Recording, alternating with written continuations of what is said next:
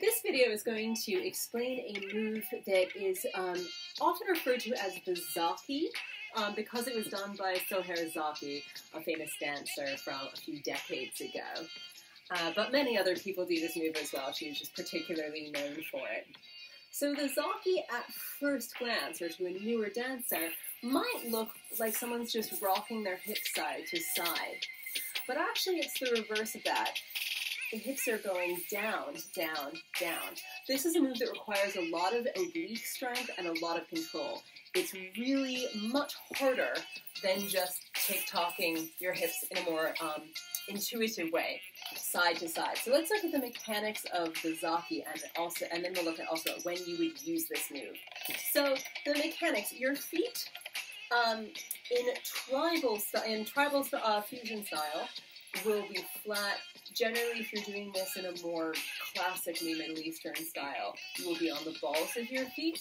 As you practice the move, you might find that a flat-footed practice is helpful for you. But we're going to jump in today with practicing on the balls of the feet. So now when you're in the balls of the feet, you might really be in a demi-releve. Your heels might be a little off the floor. You're not necessarily as far up as you can go. Or maybe you like being up high. Basically, find a height that's comfortable for you based on your balance and your ankle strength. It could be very, very high, or it could be just barely off the floor, whatever you like. For this move, I say just barely off the floor. What we're going to do is we're going to take our weight one side to the other, and we're going to let our feet come up a little bit. I'm not really marching and lifting my knees. I'm thinking more of having like peg legs. The leg itself isn't bending or particularly active. I'm shifting my weight side to side, and I'm letting my hip go down, down. So I really recommend doing this in front of a screen where you can see yourself, or and better yet, in front of a mirror. And this is that first step. You're going to try to see this rainbow shape created by your hips where it goes down and down. Notice how I'm not moving my whole body up and down. My head is in the same place. It's just the hips going down, down, down. So how are we creating that down, and how we can get it a little bit snappier is you're going to think about engaging your obliques right here. So you engage the obliques on one side, and it tips your hips down on the other side. So what is this oblique engagement? It's pretty much what you do if you lift, if you're trying to do a hip lift and you can't touch the floor on that side, lift your hip up and really lift it up into your ribs, not a twisty lift.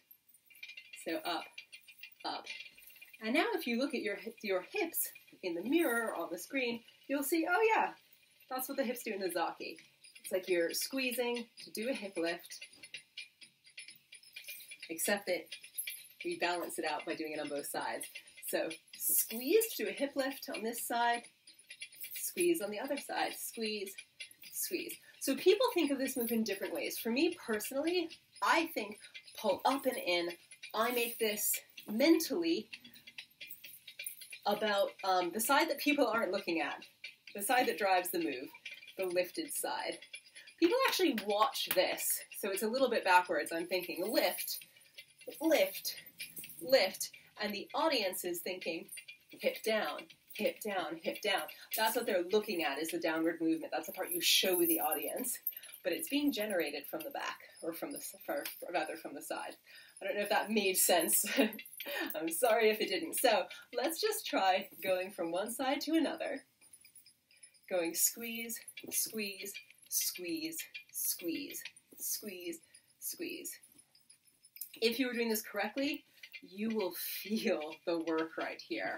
If you're not doing this correctly, maybe think about where you are feeling the work instead, and check that you're not doing something like just leaning your whole body instead of isolating, or trying to do something with your back. We want the work really to be on the front sides, the oblique muscles.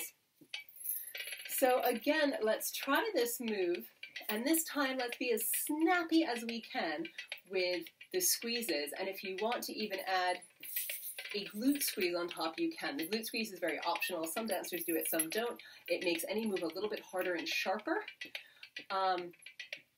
So as you squeeze your obliques on this side, you could also squeeze your bum on that side, should you wish to do so. Squeeze, squeeze, squeeze, squeeze, squeeze, squeeze, squeeze. This is around the speed people will usually be doing this move, and it's something that we usually do, I don't know, a couple of times, maybe 4 times, maybe 6 times. I might go da, da, da, da, and then go away and do something else. It's not a move you hold for ages, but it would be unusual to just pop into like one little move and then move out. It's a medium-length move. I'm going to turn up some music, and we'll just try this move together a few times.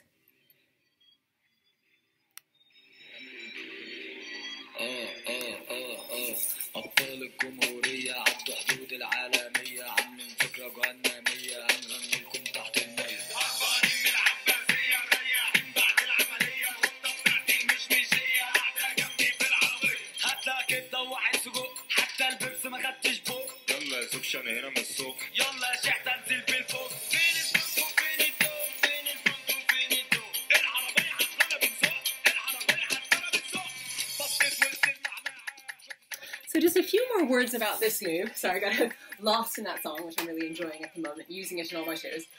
A few more words about this move. You can walk forward with it, which is something I might do another video about in the future. You can also walk sideways with it. Some dancers really mainly use it as a move going to the side. You can also just stand still. So you've got a few different options. And as you were doing the move, really make sure that it doesn't just become a slide, and also make sure that it doesn't become a downward 8. Those are the 2 most likely wrong shapes for people to get with this move. So no slides, no 8s. Make sure it's that rainbow shape, tipping down, tipping down. Make sure that this hip gets under this one, and then this hip gets under this one. For reference, this is actually one of the moves I am technically particularly unimpressive at. My hips do not make a very dramatic angle when I do this move.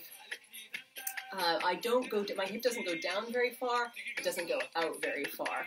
So when you do this move, consider me the sort of bare minimum of acceptability in terms of how large and visible the movement is. Hopefully you will have the flexibility to actually make that hip slide a little bit bigger and more dramatic than mine, because mine is actually particularly not great. All right, well, good luck with this move. Put any questions below if you want me to answer any questions.